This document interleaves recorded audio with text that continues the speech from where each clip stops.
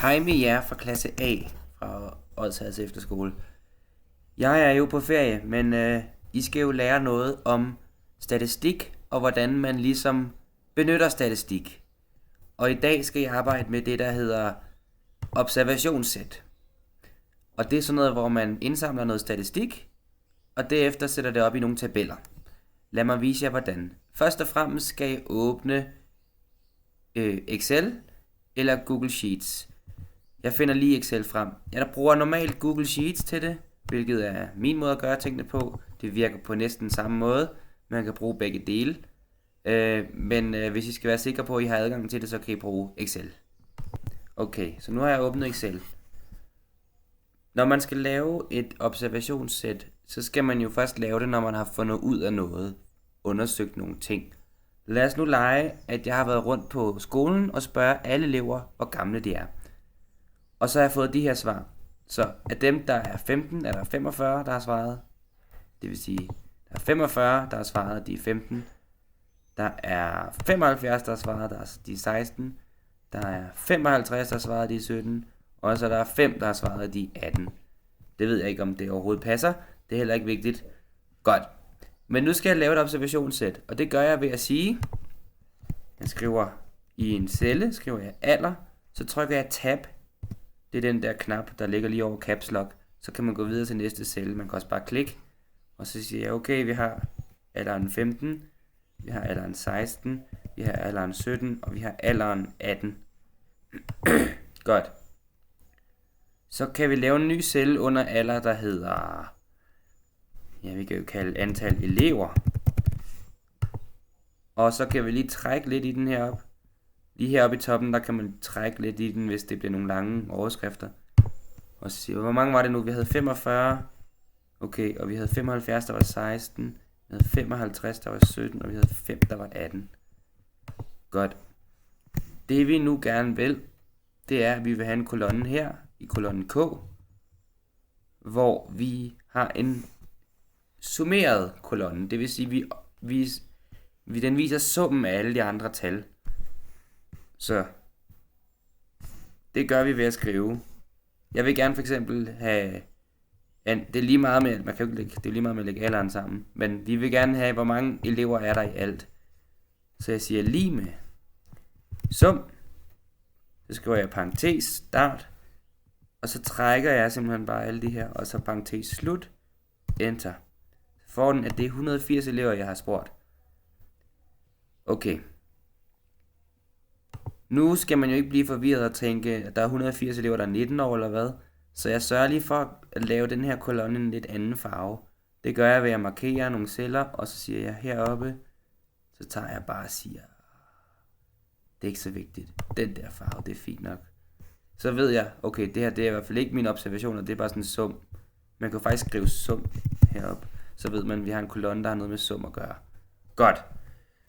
Nu vil jeg have at vide, hvor mange procent af alle elever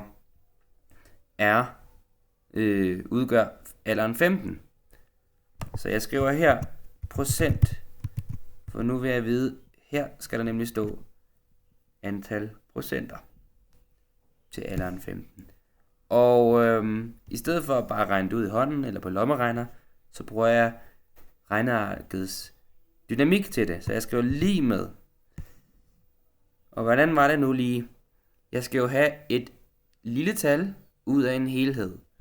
Så jeg skal ligesom have i parentes det lille tal her, altså vores 45 elever, som er 15 år, ud af, som altid er den skråstreg, altså division, helheden, som er 180.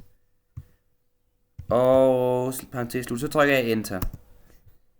Okay, der får jeg at vide, det er 0,25, der udgør alderen 15. Det er jo sådan set ikke i procent. Hvis jeg gerne vil have det i procent, den er altså lige at gøre, jeg tager det, jeg lige har regnet ud, og siger gange med 100. Det er meget, meget vigtigt, at det første her bliver sat i parentes, så man får det rigtige decimaltal først, og først derefter gange med 100. Godt. Så det er 25%. Ja. Og så kan jeg jo sådan set trække den her hen, fordi så ved jeg, nej, det kan jeg sådan set ikke. Men så kan jeg sige, okay, det her, det skal være summen af, lad os sige, vi skal have, ikke summen, nu skal jeg igen gøre det samme. Så jeg tager 75 elever, der er 16, ud af helheden på 180, og så ganger jeg det med 100, for at få procent. Hvorfor kan jeg ikke bare trække den?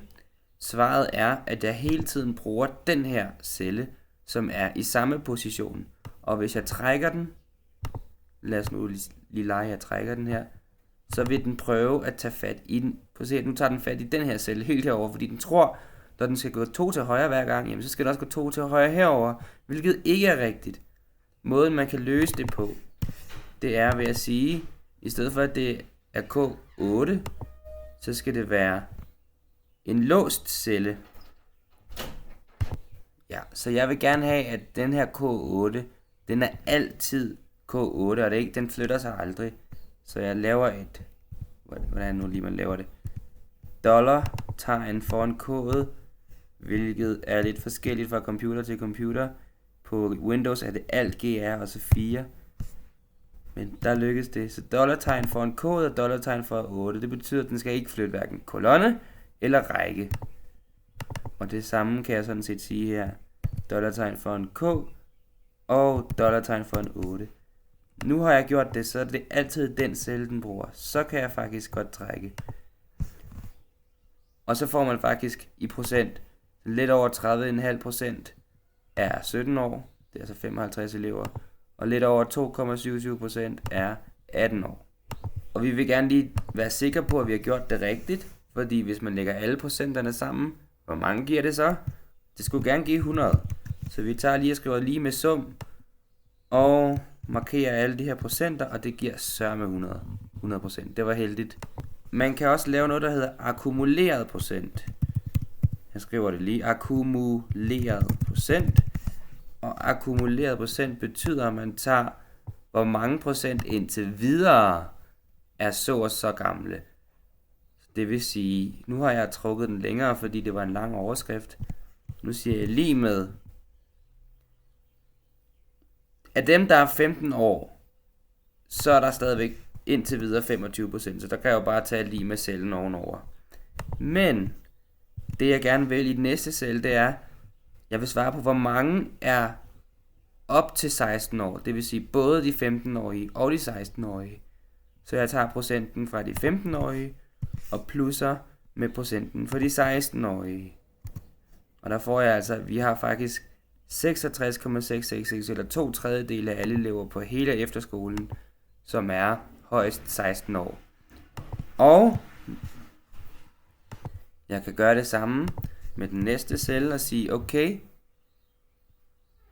vi kan jo faktisk bare sige, jeg skal have den forrige celle, de her 66,666%, og så lægger vi lige også antallet af 17-årige oveni. Bum. Og så har vi jo næsten 100%, men ikke helt endnu.